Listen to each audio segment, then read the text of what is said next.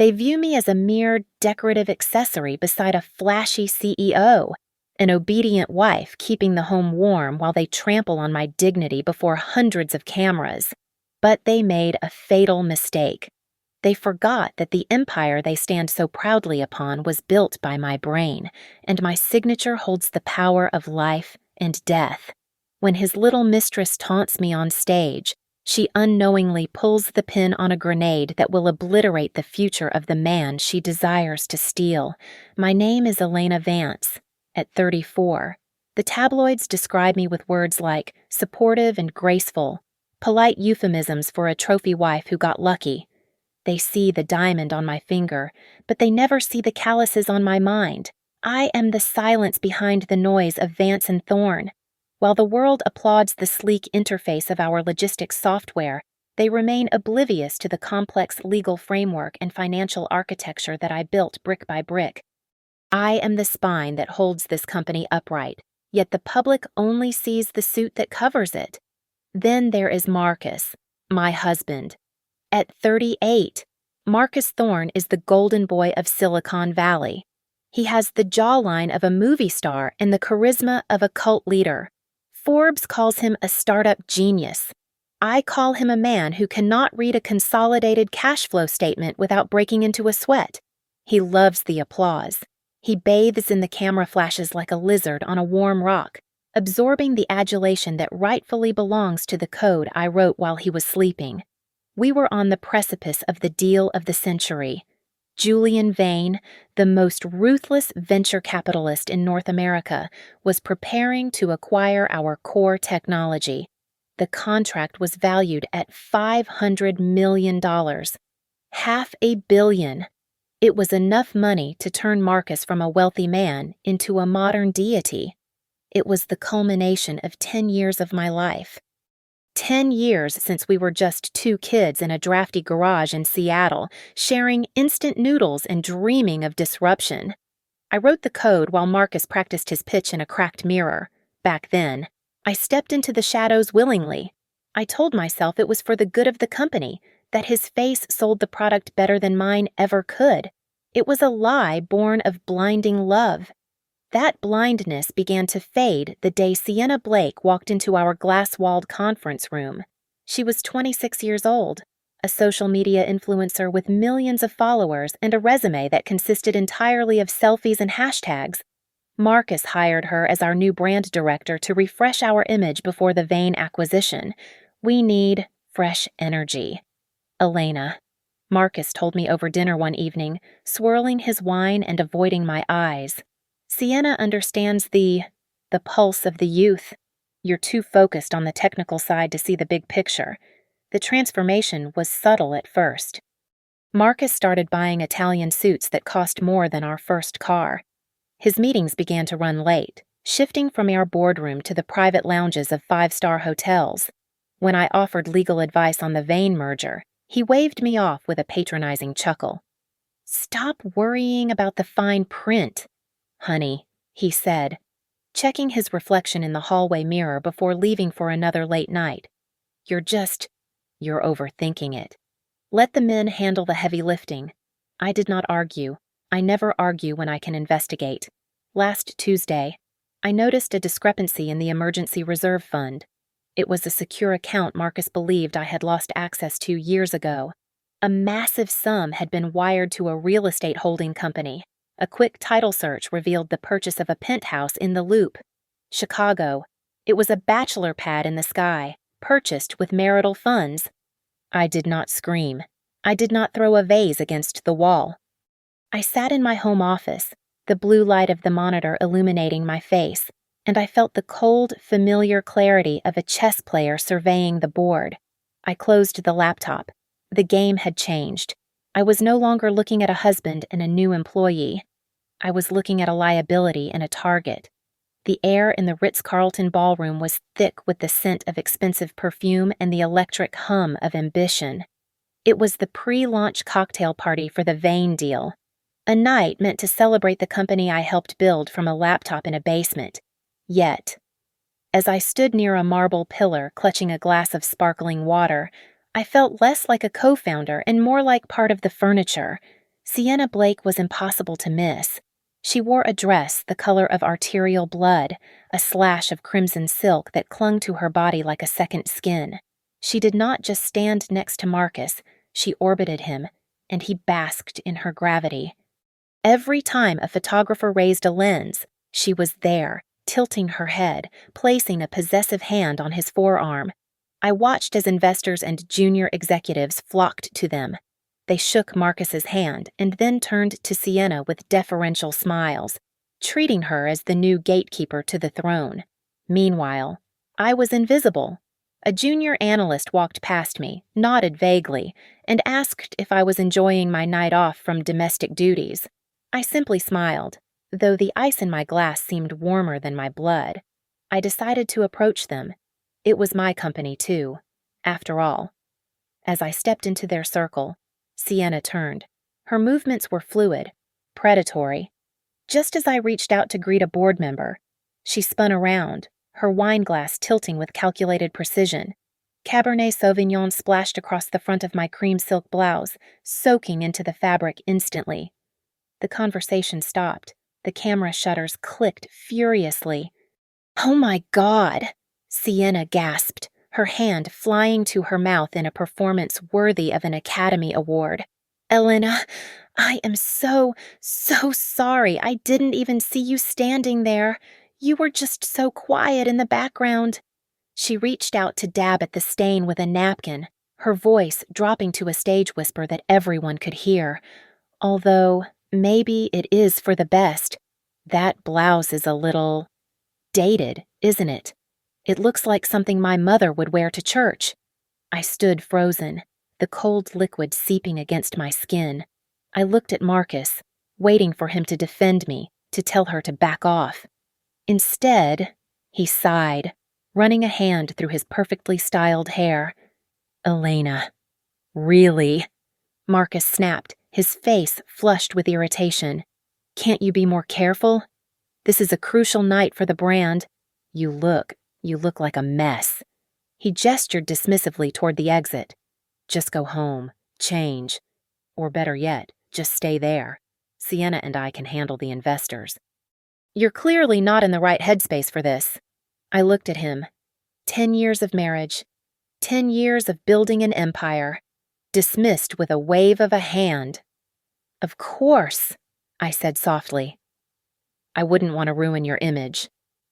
I retreated to the ladies' room to dry off, my hands trembling slightly, not from sadness, but from a rising, cold fury. I was in the last stall when the door opened. The clicking of high heels on the tile was unmistakable. Then, Sienna's voice echoed off the marble walls. She was on the phone.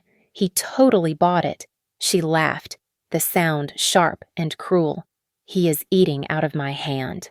The idiot thinks he is a genius, but he can't even tie his shoes without validation." A pause. "The wife, please. She is a non-entity. And get this, I've got him to agree to the transfer.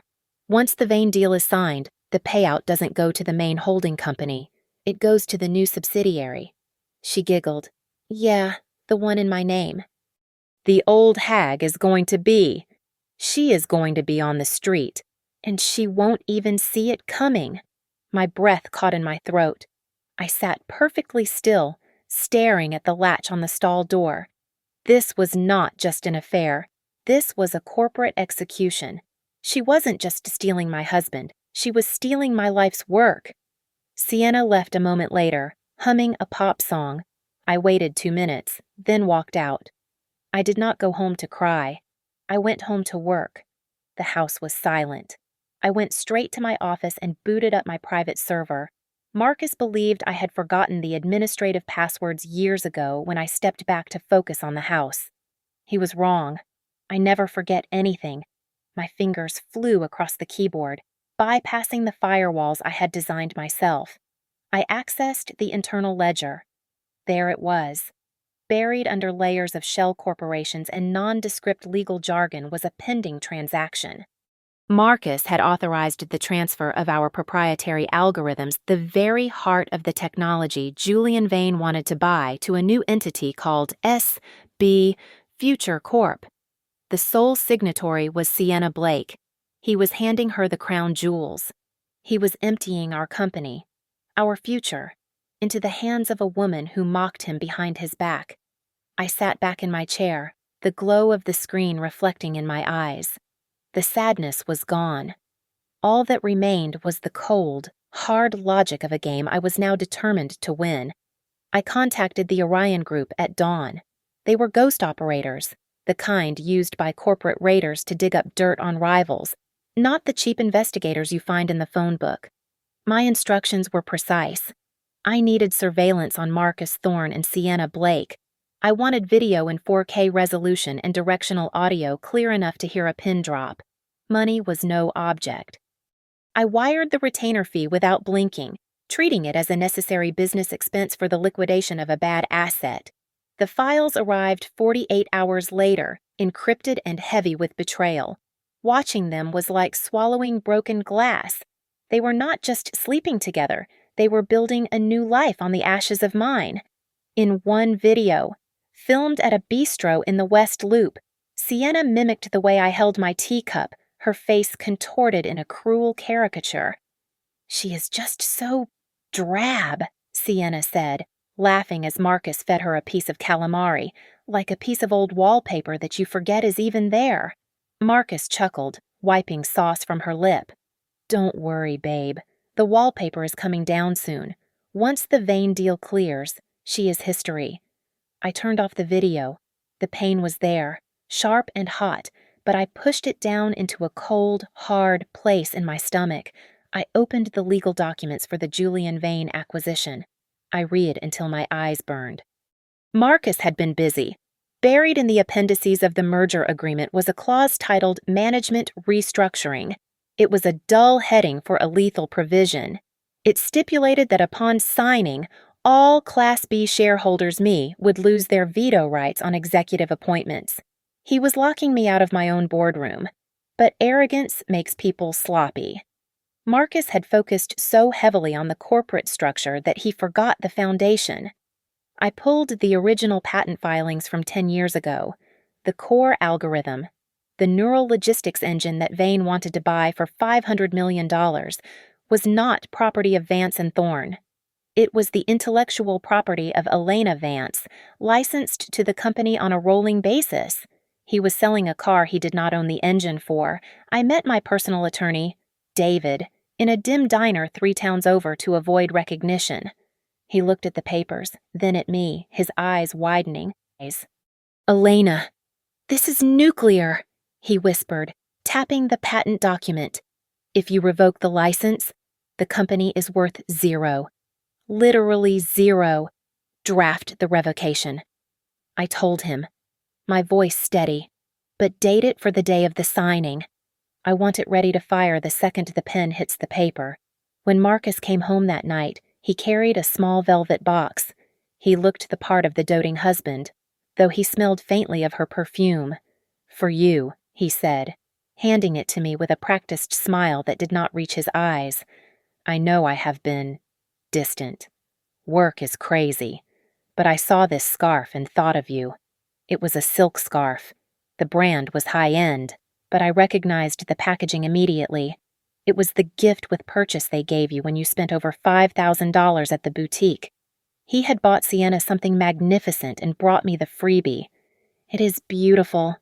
"Marcus," I said, forcing a smile. "Thank you." Later, I scrolled through Sienna's Instagram. There it was, a selfie captioned #NewEra, #BossLady, featuring her cleavage and a dazzling diamond necklace. The very necklace Marcus had told me was on back order for our anniversary. The timestamp was 2 hours ago. I stared at the screen. I could have stormed into the guest room and thrown the phone at his head. I could have screamed until the neighbors called the police. But that was what a scorned wife did. I was not just a wife. I was the architect of his destruction. I did not want a domestic dispute. I wanted a public execution. I wanted the world to see him fall from the height he loved so much, right when he thought he was touching the sun. 1 week before the official signing ceremony, the company held a press gala that rivaled a presidential inauguration. The lights were blinding, blue and gold beams cutting through the haze of the auditorium to symbolize a bright, wealthy future. I should have been center stage. Instead, I was relegated to the fourth row of the general audience, squeezed between a junior marketing associate and a freelance photographer who smelled of stale coffee. It was a calculated humiliation designed to show the world exactly where I stood in the new hierarchy. Marcus stood at the podium, bathed in a spotlight that made him look like a savior. He spoke of the future with the confidence of a man who had never written a line of code in his life. "We are not just building software," Marcus boomed, his voice echoing through the hall. "We are building a legacy. And I have to thank my incredible brand director, Sienna Blake. She has been my creative muse. Her vision is the spark that ignited this fire." He gestured to Sienna, who sat on a high stool next to him, legs crossed, beaming like she had just won a beauty pageant. She waved, soaking in the applause that was bought with the money I had earned. I checked my watch. It was exactly 2 o'clock. Right on cue. A reporter in the third row raised his hand. He was a freelancer I had anonymously tipped off with a very generous envelope of cash. "Mr. Thorne," the reporter called out, his voice cutting through the applause. "What about your co-founder, Elena Vance? Her name is on the original patents. What is her role in this new era?" The room went quiet. Marcus gripped the sides of the podium, his smile faltering for a microsecond before he recovered his composure. Elena is wonderful," Marcus said, his tone dripping with fake condescension. "But she has decided to step back. She is focusing on our family right now. The high-pressure tech world isn't for everyone." Before the reporter could follow up, Sienna leaned into her microphone. "If I may," she interrupted, her voice sickeningly sweet. "The industry moves fast. We need people who are hungry, energetic, and tech-savvy. We can't rely on people who just want to sit back and enjoy the ride while others do the work." A ripple of laughter went through the room. They were laughing at me. I sat perfectly still, my hands folded in my lap. I did not frown. I did not look down. I fixed a small, polite smile on my face and looked directly at Sienna. I memorized every face that laughed.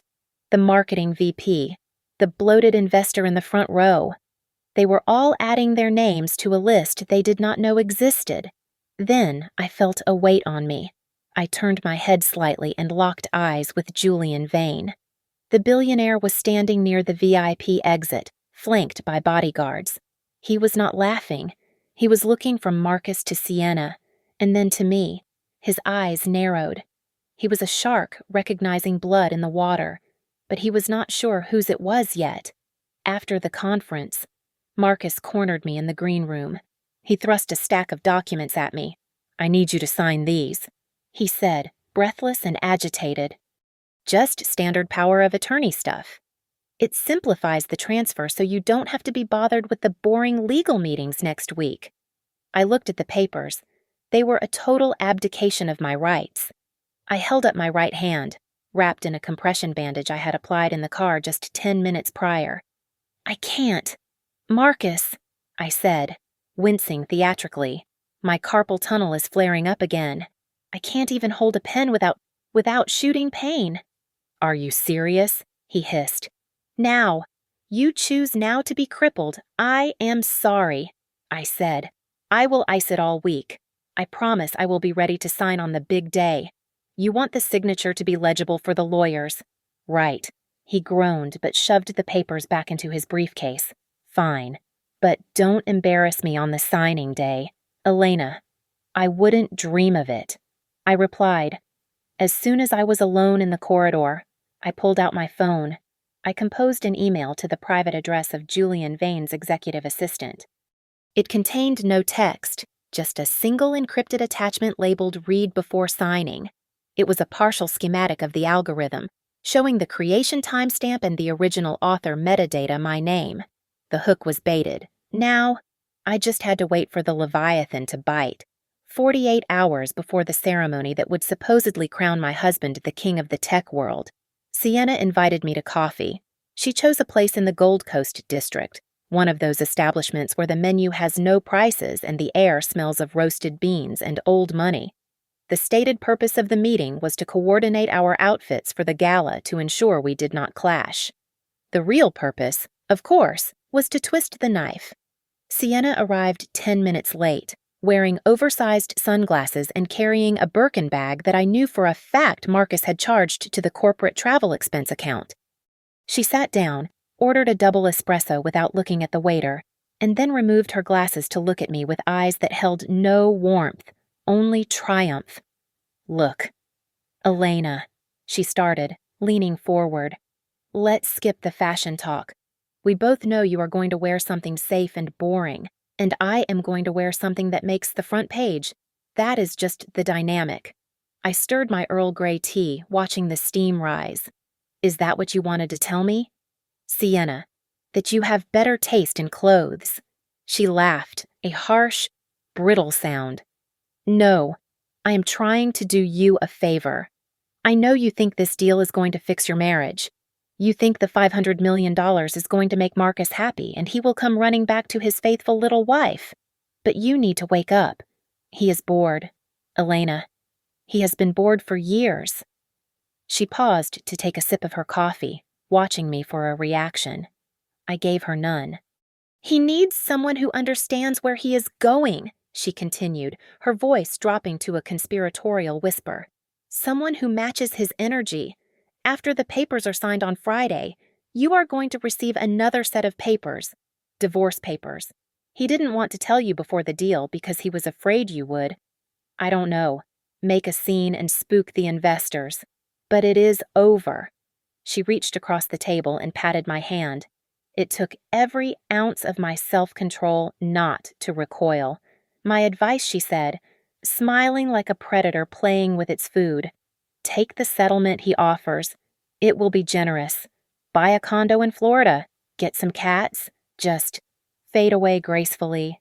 Don't fight it. You will only embarrass yourself." I picked up my teacup and took a slow, deliberate sip. The ceramic was warm against my lip. I set it down and looked her dead in the eye. "Tell me, Sienna," I asked, my voice level and calm. "Do you really think you understand what you are walking into? Do you really believe you are holding the winning hand?" She scoffed, leaning back in her chair. She raised her left hand to brush a stray hair from her face, deliberately flashing a massive diamond solitaire on her ring finger. It was an engagement ring, though not yet public. "Does this look like I am bluffing?" she sneered. "He gave it to me last night. I am the future of this company. I am the future of Marcus Thorne. You are just a footnote in his biography, a cautionary tale about what happens when a woman stops trying."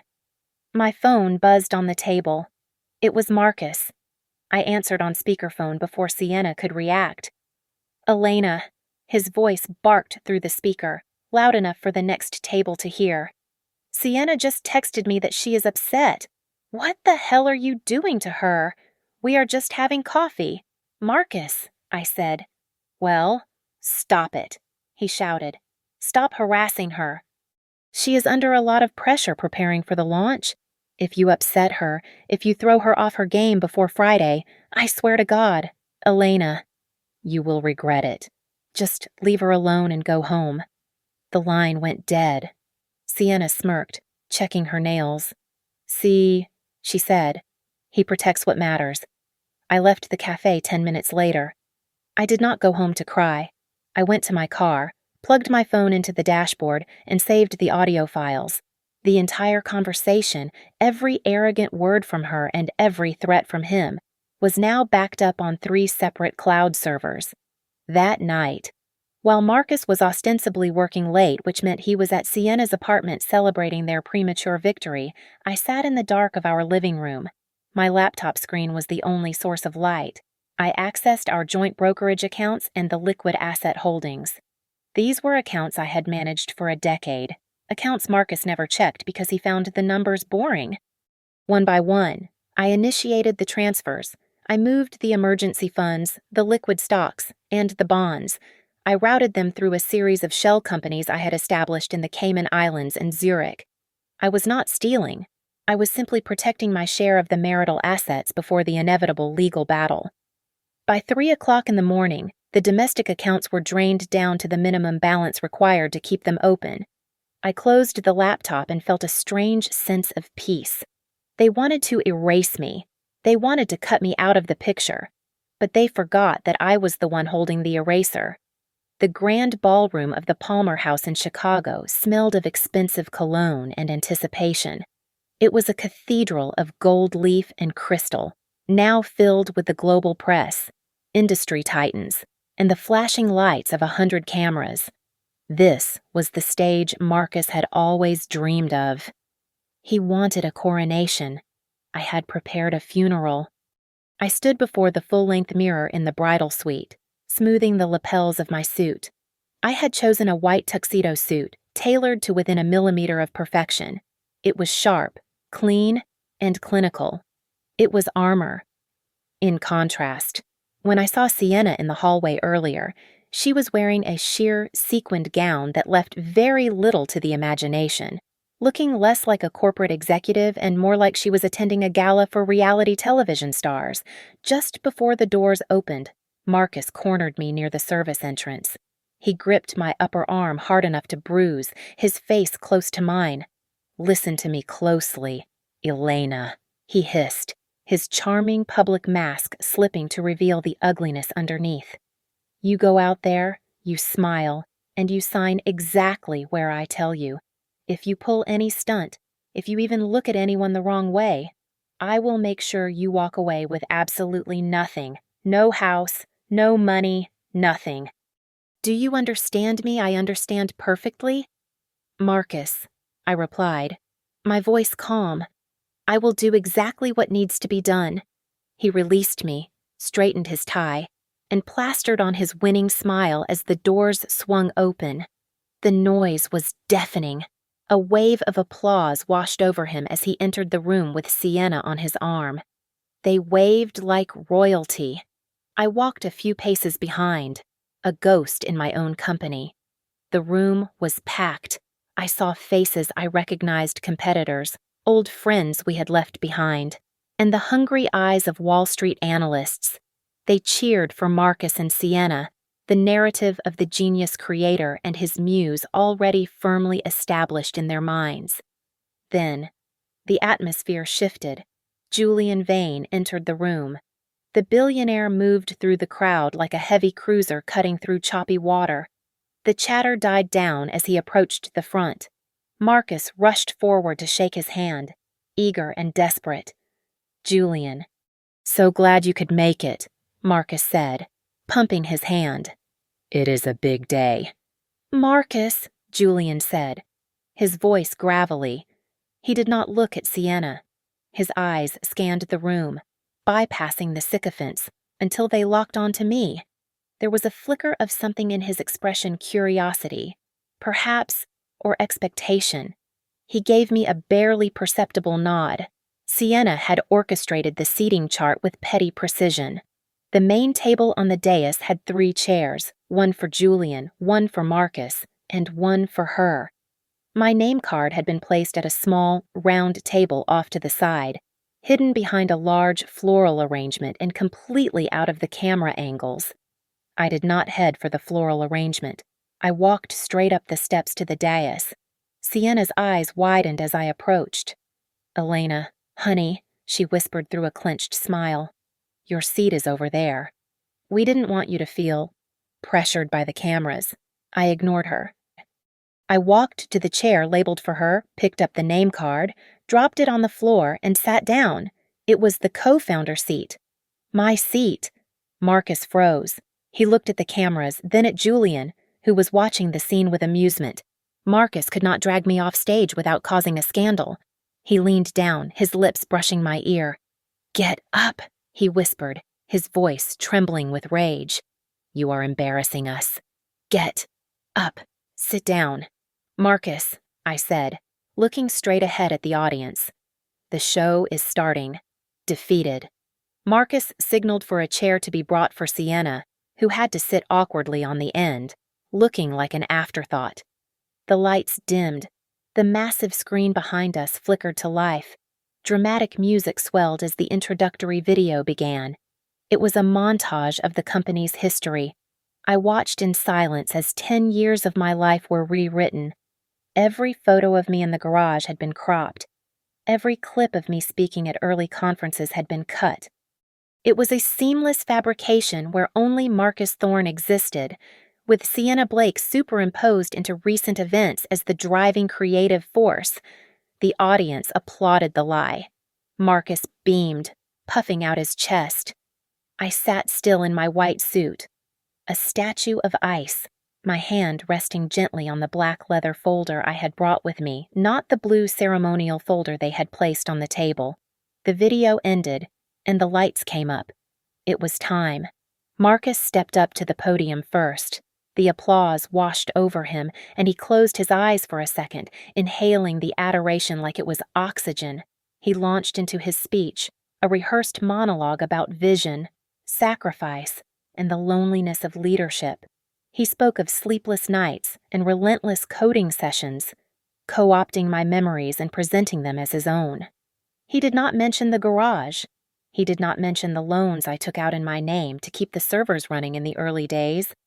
He painted himself as a solitary titan, a Prometheus bringing fire to the masses.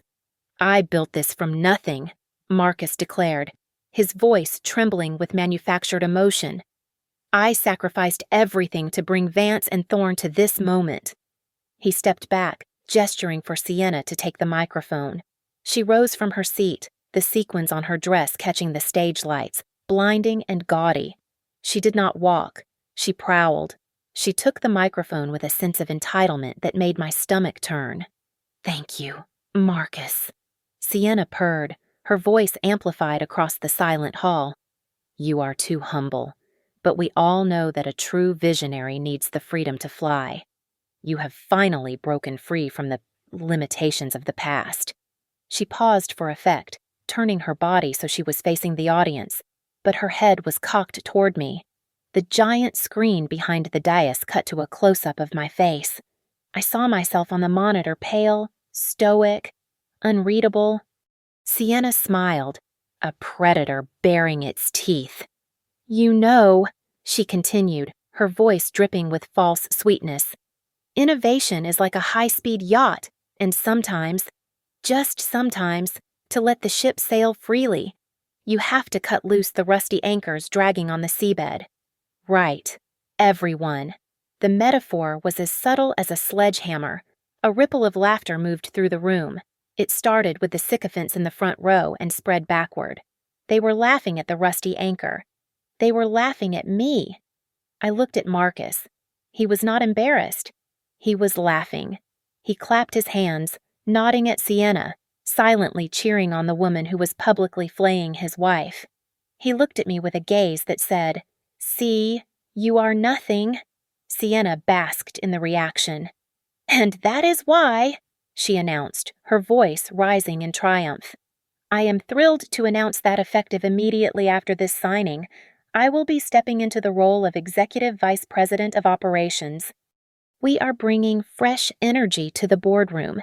She had just claimed my job, the position I had held since the day of incorporation. The room erupted in applause again. I sat perfectly still. I did not frown. I did not look down. I kept a small, frozen smile on my lips, the kind of smile a statue wears while watching a city burn. My right hand moved slowly, deliberately, and rested on the black leather folder I had placed on the table. It was not the blue ceremonial folder the organizers had prepared. It was my own. Out of the corner of my eye, I saw Julian Vane. He was not clapping. He was not looking at Sienna or Marcus. He was looking at my hand on the black folder. His eyes narrowed slightly, a look of recognition passing over his face. He leaned slightly to his left and gave a sharp, almost imperceptible nod to his chief legal counsel standing in the wings. The master of ceremonies stepped forward, beaming. And now, ladies and gentlemen, the moment we have all been waiting for, the signing of the $500 million acquisition agreement between Vane Capital and Vance and Thorne. Two assistants brought forward the documents, bound in leather and gold. They placed one copy in front of Julian and one in front of Marcus. Marcus picked up the heavy gold fountain pen. He looked at the contract as if it were a holy scripture. He was shaking slightly, not from fear, but from greed. He uncapped the pen, ready to sign away my life's work and claim his fortune. He thought he was seconds away from becoming a king. He had no idea he was already a pauper. The gold nib of Marcus's pen hovered millimeters above the signature line. The camera shutters clicked like a swarm of mechanical locusts, capturing what the world thought was his moment of triumph. In that split second, the air in the room felt heavy, charged with the static of imminent destruction. I did not hesitate. I stood up. The movement was fluid and sharp, cutting through the ceremonial atmosphere like a knife. Before Marcus could lower the pen to the paper, I reached across the table and firmly took the microphone from the stand. Apologies. Julian. My voice boomed through the ballroom speakers, calm but possessing a terrifying authority. But I am afraid this ceremony cannot proceed as scripted. The silence that followed was absolute. It was the sound of 300 people holding their breath simultaneously. Marcus froze, the pen slipping from his fingers and clattering onto the mahogany table. He stared at me, his eyes bulging with a mixture of confusion and unadulterated rage. He scrambled halfway out of his chair, his face contorted. "What the hell are you doing?" he hissed, his voice a low, guttural growl that the microphone barely picked up, though the front row certainly heard it. "Sit down. You are making a fool of yourself. Sit down immediately." I ignored him completely, treating his outburst like the barking of a distant dog. I turned my back on him and faced the massive LED screen that covered the rear wall of the stage. With a few taps on my phone, I overrode the presentation system using the administrator access codes I had never surrendered. The glossy, high-production video of Marcus and Sienna vanished instantly. In its place, a stark, brutal spreadsheet appeared.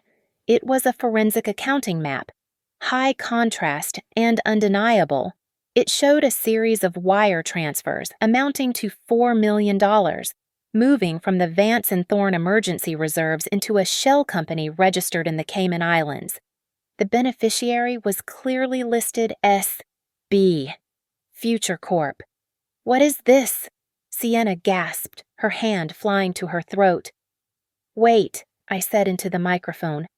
"There is more." I pressed play on the audio file. Sienna's voice, clear and mocking, echoed through the ballroom, stripping away the glamorous facade she had worn all evening. The wife, please. The recording played, her voice sharp and unmistakable. "She is a non-entity. And get this, I've got him to agree to the transfer. The old hag is going to be on the street. And she won't even see it coming." A collective gasp swept through the room. It was a physical sound, a vacuum of shock. Sienna turned the color of ash. She sat frozen, her mouth opening and closing like a fish on dry land, unable to form a single word to defend herself. The journalists were no longer looking at her with admiration. They were looking at her like she was roadkill. "But that is just petty theft and adultery," I continued, my voice cutting through the rising murmurs. I turned back to the audience, making eye contact with the stunned investors. "You are all laboring under a fundamental misconception. You believe you are here to witness Marcus Thorne sell the company's core technology to Vane Capital?" I paused, letting the words hang in the air like smoke. "However," I said, opening the black leather folder I had brought with me, "Marcus Thorne does not own the core technology. He never has. I do." I pulled out the original patent document. I held it up for the cameras, ensuring the seal was visible on the massive screen behind me. "The neural logistics engine is the intellectual property of Elena Vance," I declared. "It was licensed to the company. not sold. And according to Clause 14 of the incorporation agreement, which I am holding right here, that license is revocable at will if the primary director acts in bad faith. I looked down at Marcus, who was now slumped in his chair, looking smaller than I had ever seen him. And Marcus, I said softly into the microphone, you have certainly acted in bad faith. I turned to the camera, holding up the revocation notice I had signed just minutes ago. Without my signature on this sale, I announced to the room, Marcus is trying to sell you an empty box. The technology is mine, and I am not selling. I turned slowly toward Julian Vane, ignoring the chaos erupting in the front rows. The billionaire was leaning back in his chair, a faint smile playing on his lips, as if he were watching the climax of a particularly entertaining opera. Mr. Vane, I said, my voice cutting through the noise. You came here to buy a technological revolution. You did not come here to purchase the liabilities of an embezzling CEO and his incompetent mistress. Is that correct? Julian stood up. He did not look angry. He looked impressed. He reached for his own microphone, his movements deliberate and calm. Precisely. Mrs. Vance, Julian replied, his gravelly voice silencing the room. I have had my suspicions about the quarterly reports for months. The numbers were creative, and the encrypted email you sent me last week confirmed every suspicion. It was a masterclass in forensic accounting. He picked up the leather-bound contract that sat on the table, the document that was supposed to make Marcus a legend. With a sharp, violent motion, Julian tore the thick paper down the middle. The sound of ripping paper was louder than a gunshot in the silent ballroom. I am terminating all negotiations with Thorn Dynamics effective immediately, Julian declared, tossing the torn halves onto the table. I do not do business with thieves. Marcus looked at the shredded paper, his face draining of all color. The reality of his destruction hit him like a physical blow. He scrambled toward Julian, grabbing at the billionaire's sleeve, his composure disintegrating into pathetic desperation. Julian, wait, please, you have to listen to me, Marcus stammered, sweat beading on his forehead. It wasn't me, it was her. It was Sienna. She made me do it. She confused me. She said it was standard practice. Sienna recoiled as if slapped. Excuse me, she shrieked, her voice cracking. You told me you were the boss. You told me. You said you could do whatever you wanted. Shut up, Marcus screamed at her, his eyes wild. You ruined everything, Julian. Please, I can fix this. Just give me a chance to explain. I watched them turn on each other, the power couple reducing themselves to frightened children pointing fingers. It was pathetic. It was perfect. Save your breath. Marcus, I said, stepping between him and Julian. This is not a negotiation. It is an eviction. I pulled a folded document from my black folder. Since you have admitted to misappropriating company funds for personal use, and since I have provided the board with evidence of your gross misconduct, I announced, my voice steady and cold, I am officially triggering the dismissal clause in the corporate bylaws. As the majority holder of the voting trust, you are fired. Marcus. Effective immediately. I raised my hand. 4 large men in dark suits materialized from the wings of the stage. This was not the hotel security. This was a private protection detail I had hired 3 days ago. They moved with military precision. Escort Mr. Thorne and Ms. Blake off the premises. I ordered. And ensure they do not take any company property with them. 2 of the guards grabbed Marcus by the arms. He thrashed, his legs kicking uselessly. You can't do this, he yelled, his voice breaking into a sob. I am the face of this company, Elena. Elena, baby. Please. Sienna tried to pivot to the live stream camera, tears streaming down her face, ruining her makeup. She looked directly into the lens, trying to salvage her influencer persona. This is a setup, she cried out. I am a victim here. I didn't know anything. She is just a jealous Sienna, I interrupted, speaking directly into the microphone one last time. She froze, looking at me. You were absolutely right earlier, I said, allowing a small, icy smile to touch my lips. To make the ship go faster, you really do have to cut the rusty anchors. And today, well, today you two are the anchors. The security guards dragged them toward the exit. The press was in a frenzy, flashes exploding like strobe lights, capturing every second of their humiliating exit. I turned back to the stunned audience. I smoothed the front of my white suit and looked directly at the camera. Thorn Dynamics is finished, I declared. Starting tomorrow, I will be restructuring the entire organization. We will be stripping away the dead weight and focusing on the technology that actually matters. And I will be personally overseeing the new partnership with Vane Capital under a brand that stands for integrity, not vanity. I looked at Julian. He extended his hand. I shook it firmly.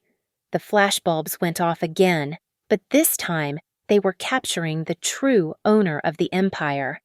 The heavy double doors of the ballroom swung shut behind Marcus and Sienna, but even the thick oak could not muffle the chaotic roar of the paparazzi outside. Their humiliation was being broadcast live to every corner of the globe, a real-time dismantling of the false idols they had tried so desperately to be. Inside the room, the air instantly felt lighter, cleaner, as if a window had been opened to let out a noxious gas. Julian Vane did not look at the doors. He looked at me. With a calm, deliberate motion, he reached into his briefcase and produced a new document. It was not bound in flashy gold like the previous one. It was bound in simple, understated navy leather. He slid it across the mahogany table toward me. The terms have changed.